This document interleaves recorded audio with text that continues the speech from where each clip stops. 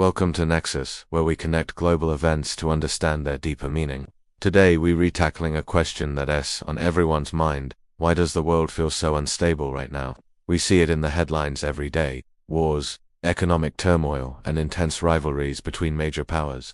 It's easy to feel like we're spiraling into chaos. But are we? Or are we witnessing the painful birth of a new world order? Let's dive deep and explore this together. There are four major forces driving today's instability.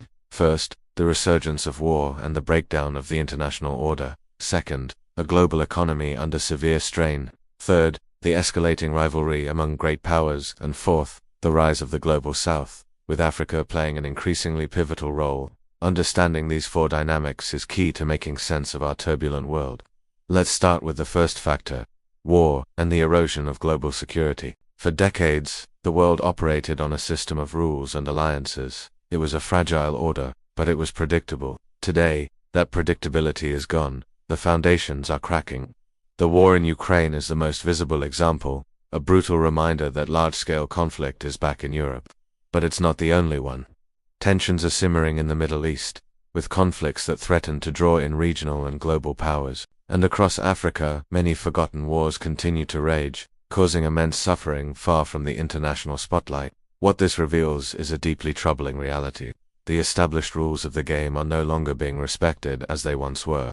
International law, treaties, and norms are being challenged or outright ignored. Institutions that were created to preserve peace, like the United Nations Security Council, often seem paralyzed and powerless, caught in the crossfire of geopolitical rivalries. When diplomacy fails and international institutions are sidelined, force becomes the dominant language. This creates a dangerous feedback loop. Instability breeds more conflict, which in turn breeds even more instability. We are entering an era where might, not right, is increasingly seen as the ultimate arbiter of disputes. This is a fundamental shift, and it's one of the primary reasons the world feels so much more dangerous today. Now, let's turn to the second major force: the global economic crisis. You don't need to be an economist to feel this one.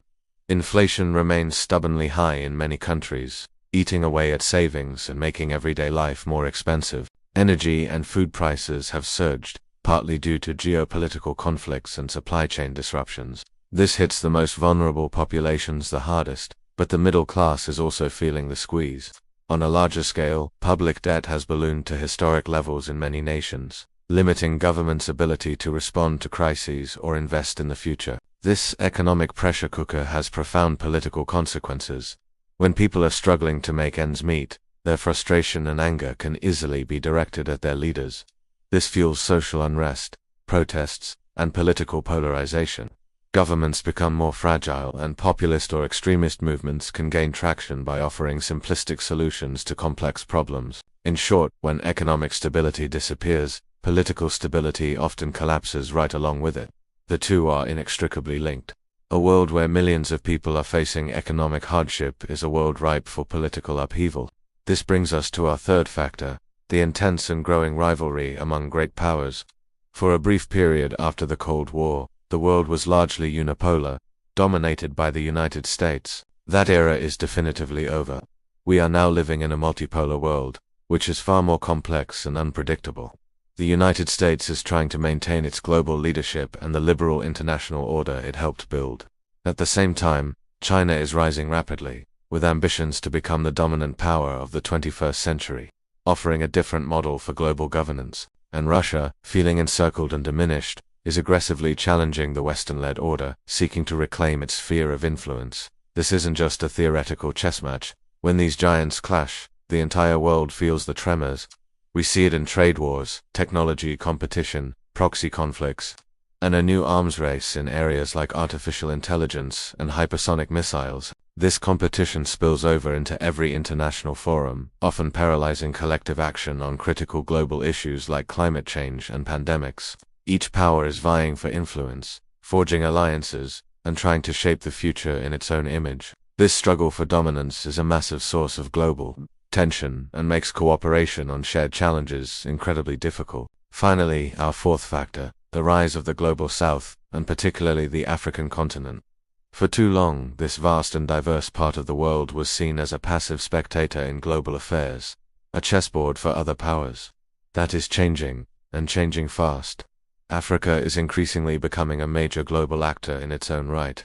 Its demographic weight is undeniable, with a young and growing population. It holds a huge share of the world's critical mineral resources, which are essential for the green energy transition and digital economy. We see this new influence in the expansion of groups like BRICS, which now includes several African and Middle Eastern nations, offering an alternative to Western-dominated institutions. Many countries in the global south are pursuing a strategy of strategic non-alignment, refusing to be drawn into the great power competition between the US, China, and Russia. They are building new South-South alliances and demanding a greater voice on the world stage. However, this journey is fraught with risk. The continent walks a very fine line between seizing historic opportunities and being caught in the crossfire of external rivalries and internal instability. The rise of the global south adds another complex layer to our multipolar world, challenging old hierarchies and reshaping the global balance of power. So, to return to our central question, why is the world becoming more unstable? The simple answer is that the old world order is collapsing, but a new one has not yet emerged. We are living through a profound and historic transition. The familiar signposts are gone, the rules are being rewritten, and new powers are asserting themselves. And as history teaches us, these moments of transition are always turbulent and often dangerous. We are caught between two worlds, one dying, the other struggling to be born. It's in this gap, this interregnum, that the instability we all feel is flourishing. This was the Nexus Weekly Journal. Our goal is to help you understand the world to better anticipate the future. If you found this analysis helpful, please subscribe, leave a comment with your thoughts, and share this video. We'll see you next week.